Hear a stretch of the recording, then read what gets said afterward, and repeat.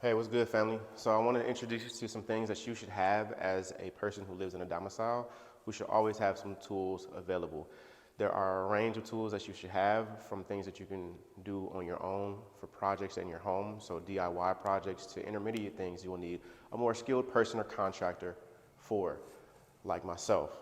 So as a homeowner or a person who does live in a place, you should have a certain amount of tools that will help you with simple fixes around the house or around the place where you live. I try not to say house too much because people live in condos, apartments, townhomes. There's a wide range. If you have a roof over your head, these are some things that you will need, period. So let's go through them.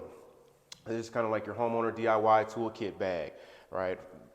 Hand tools, there are power versions of these tools, but right now we're just talking about the hand tools. So one of them is going to be your bag, right? You're going to need a place to carry all of your tools in. So you want to get a nice, decent handbag, probably 12 by 8.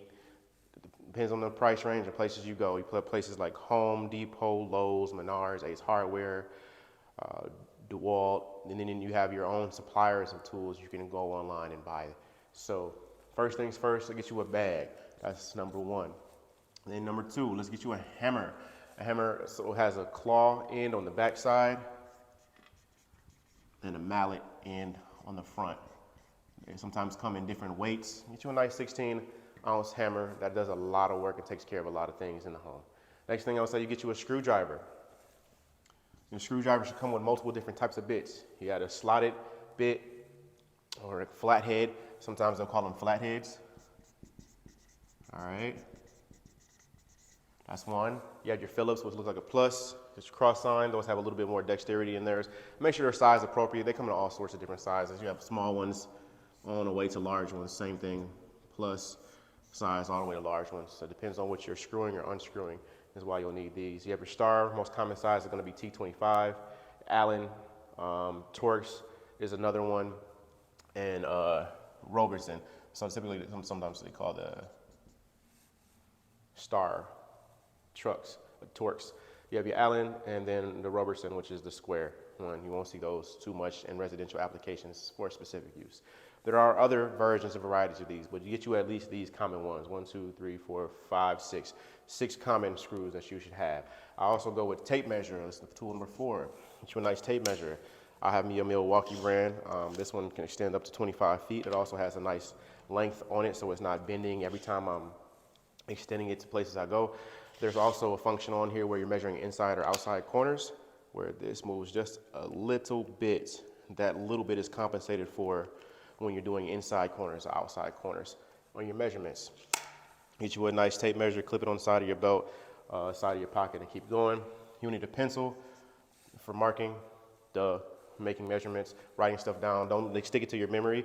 Take a little notepad. I'll add that one on here. Add a notepad or something to write on. If you don't, so you don't have your phone in your hand all the time. Take a little notepad around with you. A 5 by 6 notepad.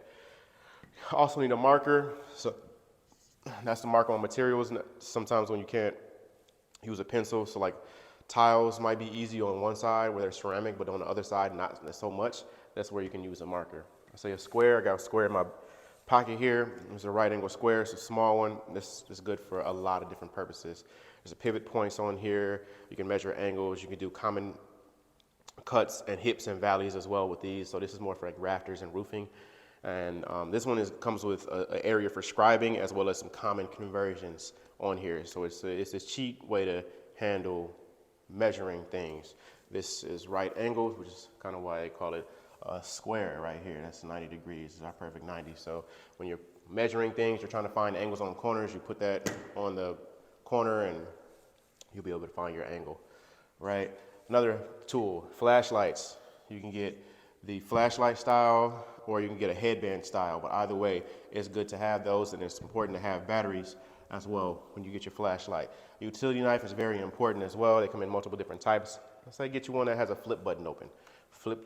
Push the button, it'll flip open and close. That way it's not popping open or you're just putting your utility knife in your pocket and then sitting down cutting yourself. So there's that.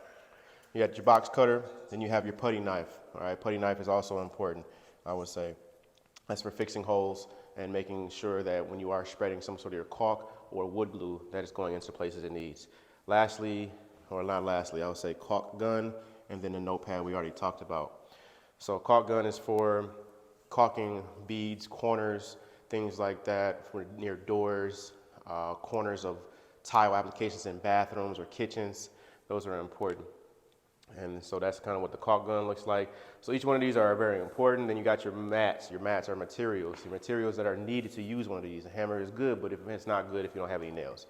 Screwdriver is good, but not if you don't have any screws. So typically buy you some common set of screwdrivers and nails. That's going to be good for your run. And then different types of caulk. Read what you're doing. I have lessons on all of these things and how to use them, but caulk gun. And of course your batteries. Make sure whatever flashlight you get, you know what size batteries they have and have some spares set to the side, or make it rechargeable. That's a great way to do it. So what we just learned about was common tools that we can use as a person who lives in a domicile to help us fix things, repair things, and be prepared for any sort of homeowner DIY job that you can get into. Thank you for this time. I have plenty more lessons on how to apply some of these things, how to sharpen your pencils, the specific type of flashlights to use and what application. That's not necessarily a high level thing. These are things that you could do on your own. It really can. I believe in you to be able to do these things on your own. And like I said, so some of the starter projects to things that might need a more skilled individual who's been training on these things for a while. We can get into power tools and their use and application. But for right now, this is your homeowner or DIY kit for Domicile 101. Thanks for tuning in. Please like, subscribe. That's going to help me to produce more content and teach the community. I give back by education. All right. I've been doing this for a long time. My dad got me into it. Architecture background. I'm going into that in another video, but there's a strong reason why I want to do this and why I'm continuing to teach people about these things. So thank you for your time. I'll see you next time. 8 minutes.